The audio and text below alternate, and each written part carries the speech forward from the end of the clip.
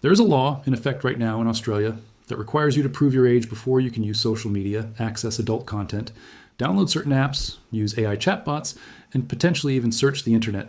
And the way you prove your age is not by clicking a button that says you are old enough. It is by submitting your government ID, or letting an algorithm scan your face, or allowing a third-party company to pull data from your bank account, or some combination of all three. If you think this sounds extreme, you are not wrong, and you are not alone. Australia has become the first country in the world to build a mandatory, legally enforceable age verification framework at this scale, and it is already in effect. Not proposed, not under consideration, not a pilot program. In effect. The social media ban for under 16s kicked in on December 10th, 2025. The broader age assurance codes covering adult websites, AI chatbots, online gaming app stores, and internet service providers came into force on March 9th, 2026. And if you are sitting outside Australia thinking this has nothing to do with you, you need to think again. Because the United Kingdom, France, Germany, Italy, Norway, Malaysia, Spain, and Greece are all currently considering laws that look remarkably similar to what Australia has already built. And a Fox News poll found that 64% of American voters favor banning social media for children under 16. Australia did not build this framework in isolation. It built it first. And the rest of the world is watching very carefully to see what happens next. To understand what Australia has actually done here, you need to understand the scale and the specificity of the legislation. This is not one law targeting one type of website. It is a layered framework built across multiple pieces of legislation in a series of industry codes that together cover almost every category of online service.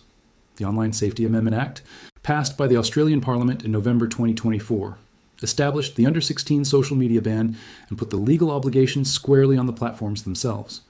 Facebook, Instagram, TikTok, Snapchat, YouTube, Reddit, Twitter, Threads, Twitch, and Kick were all designated as age-restricted platforms, effective December 10th, 2025. Platforms that fail to take what the law calls reasonable steps to prevent underage users from holding accounts face fines of up to 49.5 million Australian dollars, which works out to somewhere around 32 to 33 million US dollars per violation. That is not a symbolic penalty. That is the kind of number that gets put on the agenda of every board meeting at every major technology company operating in Australia. The eSafety Commissioner, Australia's independent regulator for online safety, is the body responsible for monitoring compliance and enforcing those penalties, and by late March 2026, the Commissioner had already confirmed that formal investigations were underway into Facebook, Instagram, Snapchat, TikTok, and YouTube for potential violations of the under 16 ban. But the social media ban is only the most visible part of a much broader structure. The eSafety Commissioner registered a series of industry codes in September 2025 that came into full effect in March 2026, and these codes cover territory that goes far beyond social media. Adult websites, any platform hosting pornographic or sexually explicit content, are now required to implement what the codes call hard age verification before allowing any user to access any content. Hard age verification means a high confidence method, not a click-through gate, not a self-declaration, but a technology-based check that provides genuine confidence that the user is 18 or older. Online gaming platforms must filter 18-plus content in game chats and lobbies, and block access to R18 and X18 rated games for users who have not verified their age. App distribution platforms, meaning Apple's App Store and Google Play operating in Australia, must block the download of R18 and X18 rated applications for unverified users.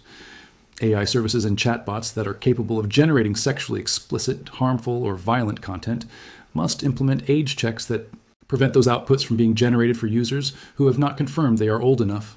Hardware manufacturers and device makers must include mandatory parental control tools on phones and gaming consoles sold in Australia. And internet service providers, the companies that provide your internet connection, are required to offer and actively promote filtering tools to parents at the point of sale and annually thereafter. When you add all of that together, you are looking at an age verification requirement that touches almost every layer of the internet experience, from the device in your hand to the connection it runs on to every service you use through it. The verification methods that platforms are permitted to use are deliberately left flexible by the legislation, and this is one of the more interesting design choices the Australian government made. The codes are what regulators call technology neutral. They do not mandate a single specific technology. Instead, they require platforms to use methods that are proportionate to the level of risk posed by their service. For higher risk services, like pornography websites, the standard is strong, high confidence verification. For medium risk services, the standard is somewhat lower. For low risk services, little changes at all. The specific methods that platforms are using or are permitted to use fall into three broad categories.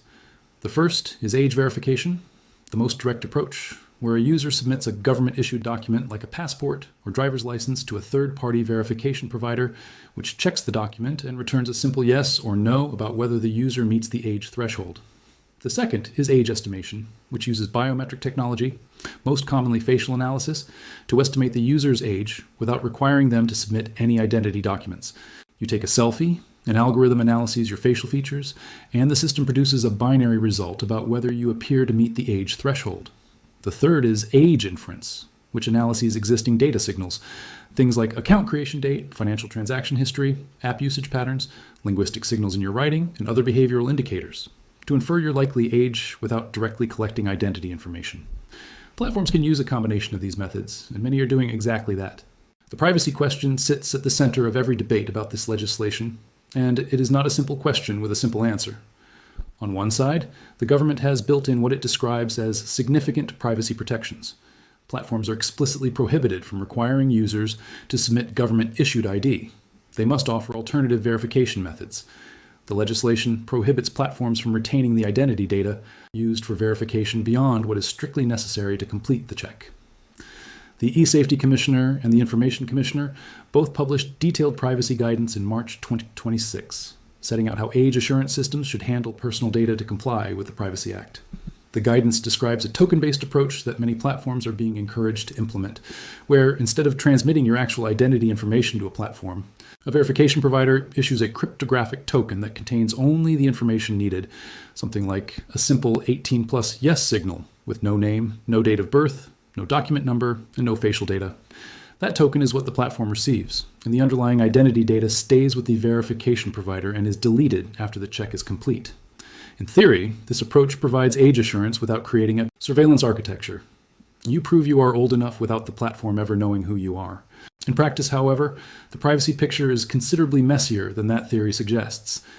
Security researchers and privacy advocates have raised several serious concerns about how these systems are actually functioning in the real world. The first is the concentration of data at the third-party verification providers themselves. Even if a platform does not receive your identity data, the verification company does. And that company now holds a database of identity documents or facial scans linked to internet behavior for an enormous number of Australian users. That database is an exceptionally attractive target for hackers. And a breach would not just expose names and email addresses, it would expose government ID documents, facial biometrics, and records of which websites and services each person was trying to access. 79% of surveyed internet users identified data privacy and security as their top concern with age verification laws, and 66% expressed concern about identity theft or scams tied to verification systems. Those concerns are not hypothetical. They reflect a realistic assessment of what happens when sensitive identity data gets collected at scale. The second concern is about the accuracy and fairness of facial age estimation specifically. Security researcher and podcast host Steve Gibson detailed multiple significant flaws in the facial recognition approach. Some teenagers have successfully bypassed the systems by wearing makeup, adjusting their facial expressions, or having older siblings appear on camera instead.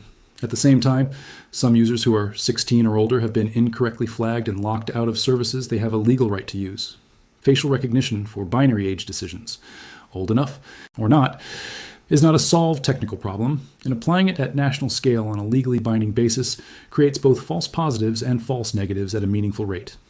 The effectiveness question is equally contested.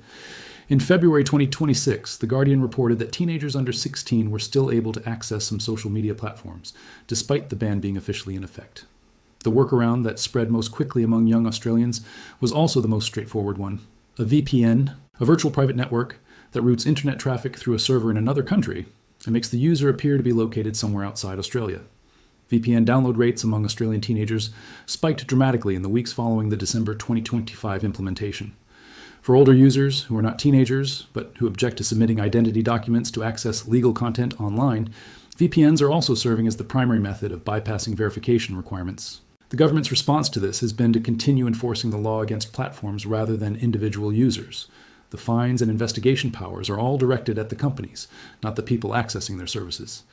but it raises a genuine policy question about whether a law that is routinely bypassed by its primary target audience, using freely available tools that require no technical expertise, is accomplishing its stated goals in the way its architects intended. Legal challenges have also begun in earnest.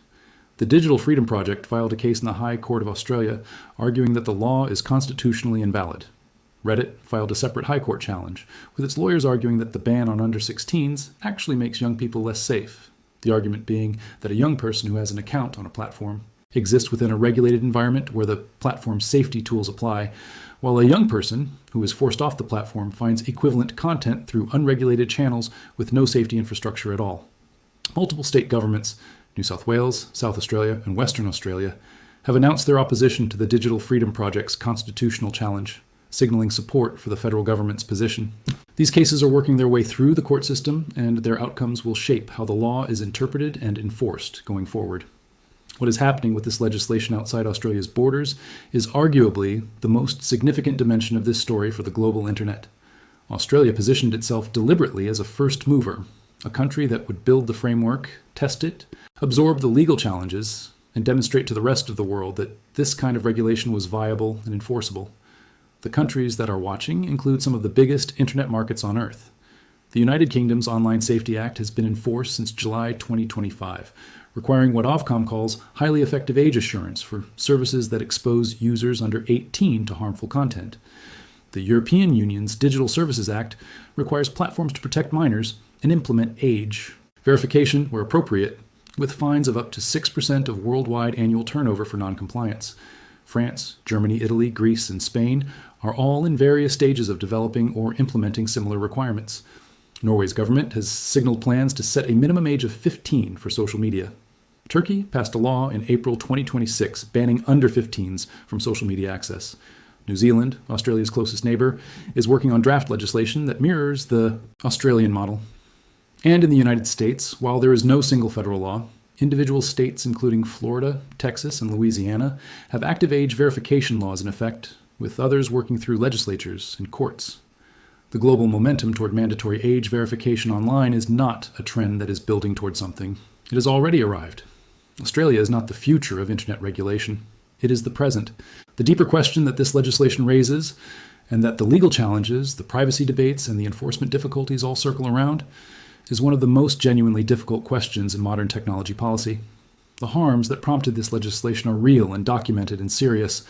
The story that moved the Australian Parliament to act was a personal letter from a mother named Kelly O'Brien, whose 12-year-old daughter, Charlotte, died by suicide after being bullied on social media. That story is not a rhetorical device. It is a real family and a real tragedy. And it was one of thousands of similar stories that parents, school counselors, mental health professionals, and researchers have been telling governments for years. The evidence connecting children's social media use with anxiety, depression, disrupted sleep, exposure to harmful content, and cyberbullying is substantial. The case for doing something is not in doubt. The debate is about whether this specific something, mandatory identity-based age verification at the platform level, is the right response, whether it solves the problem it is intended to solve, and whether it creates new problems that are serious enough to outweigh the benefits. That debate is happening at the highest levels of every government in the developed world right now, and the outcome will determine what the internet looks like for the next generation of people who grow up using it. Australia did not resolve that debate by passing this legislation.